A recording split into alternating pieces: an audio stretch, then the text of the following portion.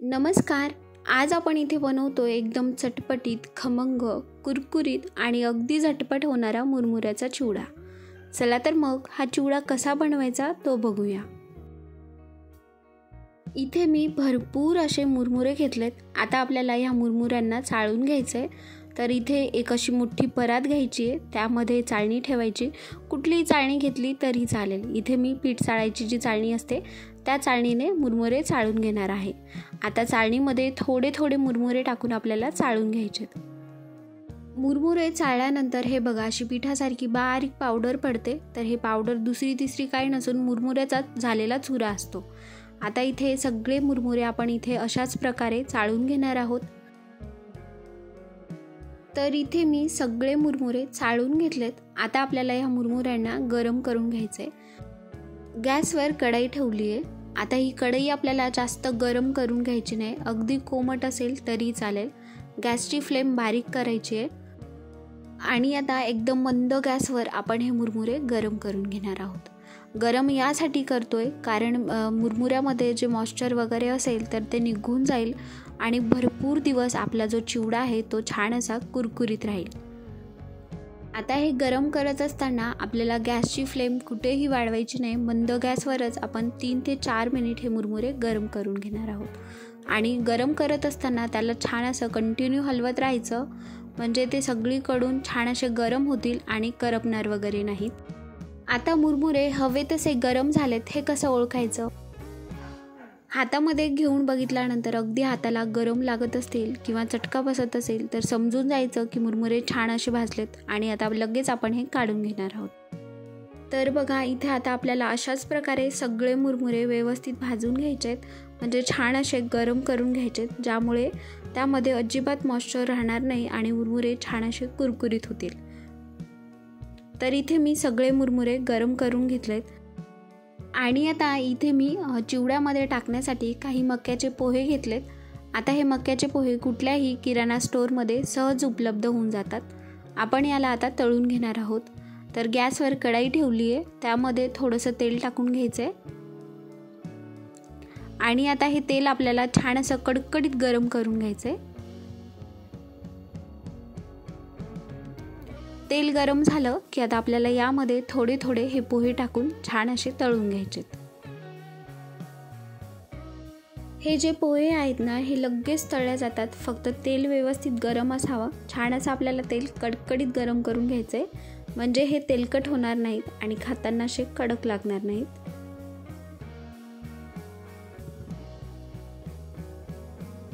तर हे बघा इथे पोहे तळून झालेत. आता आपण काय करणार आहोत, या तळलेल्या पोह्यांवर थोडंसं मीठ टाकणार आहोत. त्यामुळे काय होईल, हे जे पोहे आहेत ना खाताना आळणी वगैरे लागणार नाहीत. म्हणून बघा इथे मी थोडंसं मीठ टाकून घेतलंय आणि हलक्या हाताने आपल्याला हे मीठ सगळ्या पोह्यांना व्यवस्थित लावून घ्यायचंय. चम्मचनी मिक्स केलं तरी चालेल. तर इथे पोह्यांना मीठ व्यवस्थित मिक्स करून घेतलंय. आता आपण चिवड्यासाठी लागणारा तडका बनवून घेऊया.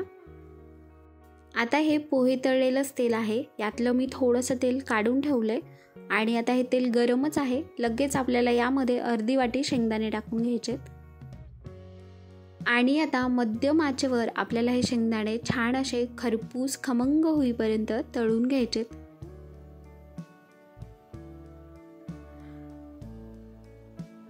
इथे शेंगदाणे तळून झालेत. आता आपण हे साईडला काढून ठेवूया.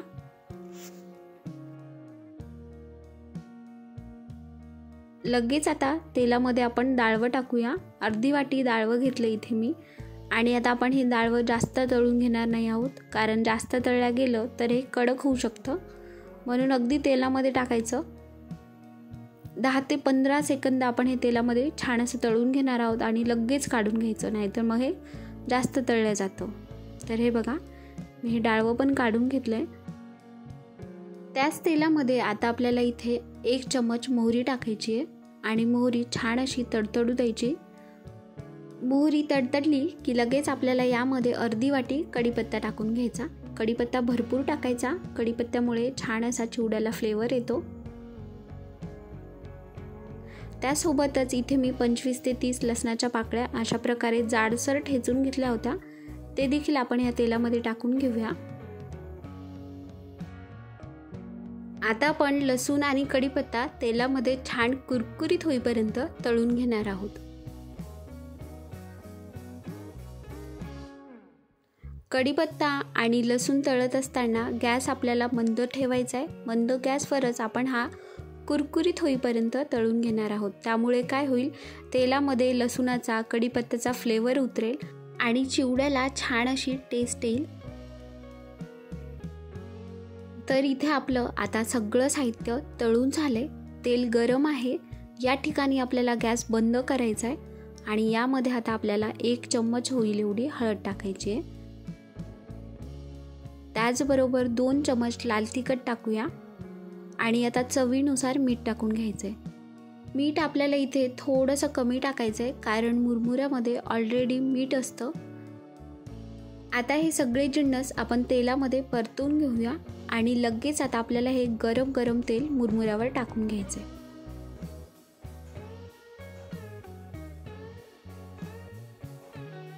यासोबतच जे आपण शेंगदाणे आणि डाळवं तळून घेतले होते ते पण आपल्याला इथे मुरमुऱ्यावर टाकून घ्यायचेत आणि आता आपण हे चम्मचच्या साहाय्याने व्यवस्थित मिक्स करून घेणार आहोत. तेल खूप गरम असतं म्हणून इथे आपल्याला चम्मचच्या साहाय्यानेच मिक्स करून घ्यायचं आहे. मग थोडंसं थंड झालं की नंतर मग हाताने केलं तरी चालेल. तर हे बघा, इथे मी सगळा चिवडा छान असा मिक्स करून घेतलाय. आता आपल्याला यामध्ये जे आपण मक्याचे पोहे तळून घेतले होते शेवटी ते टाकून घ्यायचेत आणि परत एकदा हलक्या हाताने आपल्याला हे मिक्स करून घ्यायचे. तर हे बघा, तयार आहे इथे आपला खमंग कुरकुरीत असा मुरमुऱ्याचा चिवडा. आता हा चिवडा तुम्ही डब्यामध्ये भरून 1.5-2 महिने आरामात एन्जॉय करू शकता. अजिबात खराब होत नाही, जसाच्या तसा कुरकुरीत राहतो. चला तर मग भेटूया पुन्हाच अशा एका नवीन व्हिडिओसोबत. तोपर्यंत बाय बाय.